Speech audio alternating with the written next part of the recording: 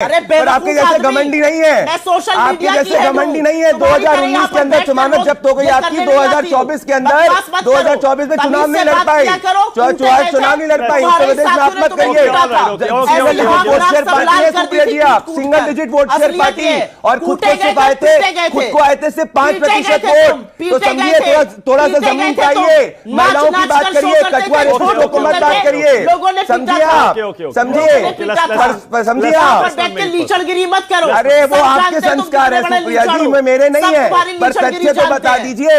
जो कल तक घमंड में हमको 10 सीटें देती थी वो हमको बताएंगी। जय श्री राम भाई और बहनों, तो स्वागत है आप सभी का द सनातनी में। अब हरियाणा इलेक्शन हारने के बाद आपने कांग्रेसी चमचों के मेल्टडाउन तो देखे ही होंगे, पर अब ऐसा लगता है कि मेल्टडाउन के साथ साथ ये कांग्रेसी चमचे मेंटली भी अनस्टेबल हो गए हैं। अब इस हार के सदमे से कोई सबसे ज्यादा मेंटली डिस्टर्ब हुआ है तो वो है हमारी जलेबी बाई और सुप्रिया जी। मैं तो कहता हूँ कि हरियाणा इलेक्शन में कांग्रेस की जो सीटें कम रह गई है, भाजपा को उतनी सीटें इनको आगरा के पागल खाने में रिजर्व करवा के दे देनी चाहिए। इससे कांग्रेस का भला हो न हो, पर देश का भला जरूर हो जाएगा।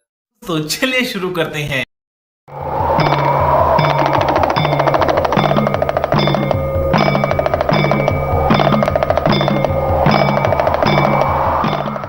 क्योंकि यही बीजेपी की असलियत है, यही उनका महिला विरोधी चेहरा है, यही उनका लीचड़पन है जो यहां पर भी प्रवक्ता के मुंह से दिख रहा है। मैं भी व्यक्तिगत हो जाऊं तो बोलने लगूं आपकी कुटाई हो गई थी, आपको आपके साथी जर्नलिस्ट नहीं पीट दिया था क्योंकि आप नाच नाच कर क्या कर रहे थे सबको पता है। मैं व्यक्तिगत नहीं होंगी, मैं इसी पर पढ़ना चाहती हूं और मैं एक शब्द जरूर बोलना चाहती हूं मानक जी। संजय निषाद जी ने 2024 की हार यूपी के बाद क्या कहा था? बुलडोजर की वजह से हार गए। राजभर जी जो इनके घटक दल, उन्होंने क्या कहा था? योगी मोदी ने हरा दिया। संजय मिश्रा ने क्या कहा था? अगर यही स्थिति रही तो हम हर चुनाव यूपी में हारेंगे। इनके एमएलए हैं। मैं एक चीज यहां पर आपकी जानकारी के लिए बता देती हूं, 403 लोगों की विधानसभा है उत्तर प्रदेश की, और उत्तर प्रदेश से आती हूं, डंके की चोट पर उत्तर प्रदेश के बारे में बात करती हूं। 403 लोगों की विधानसभा का जो मुख्यमंत्री है उसको 2 सीटों का प्रभारी बनाया है। अरे इतना भीतर घात है कि Brajesh Pathak versus Keshav Prasad Maurya versus Yogi Adityanath versus Amit Shah, UP संभल नहीं रहा इनसे, एक दूसरे की काट करने पर लगे हुए हैं। सबको पता है यूपी में क्या हो रहा है, सबको पता है कैसे तख्ता पलट करने की तय्यारी यहां से रची जा रही है। ये यूपी पर बोलेंगे, आप जितने भी व्यक्तिगत हो जाइए, आप जितने भी भक्ति यहाँ पे बातें करिए, यही आपका असली चाल चरित्र और चेहरा है, यही आपकी असलियत है।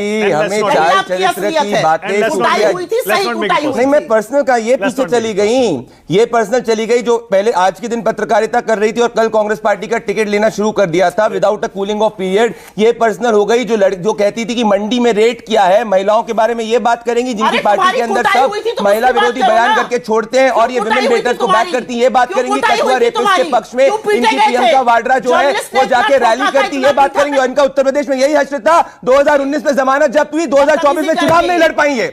अरे हम जब चुनाव लड़ेंगे हमारी पार्टी देंगे, हम तो नॉर्मल से कार्यकर्ता है, पर आपके जैसे घमंडी नहीं है, आपके जैसे घमंडी नहीं है। 2019 के अंदर जमानत जब्त हो गई आपकी, 2024 के अंदर 2024 में चुनाव नहीं लड़ पाई, चुनाव नहीं लड़ पाई। उत्तर प्रदेश में आप मत करिए, वोट शेयर पार्टी है सुप्रिया जी, आप single digit vote share party है और खुद को सिर्फ आए थे, खुद को आए थे सिर्फ 5% वोट। तो समझिए, थोड़ा सा जमीन पे आइए, महिलाओं की बात करिए, कठुआ रेसिडेंट को मत बात करिए, समझिए आप,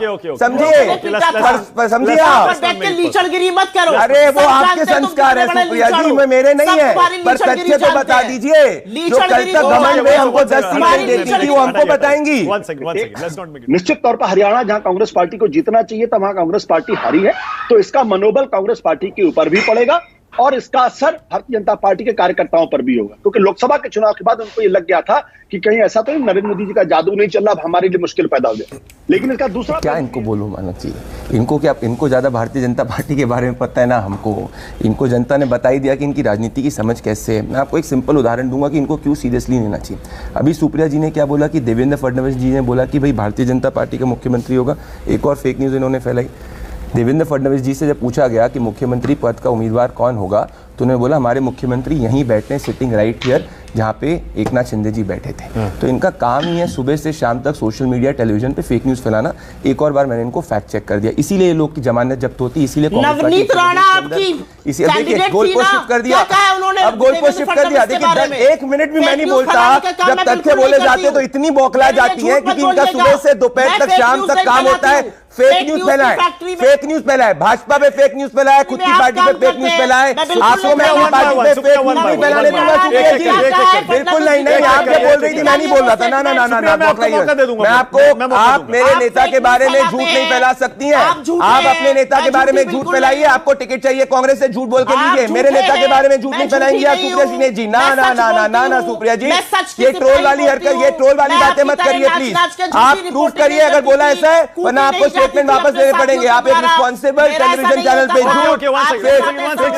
चैनल पे पढ़ के आते हैं नहीं आप, नहीं नहीं,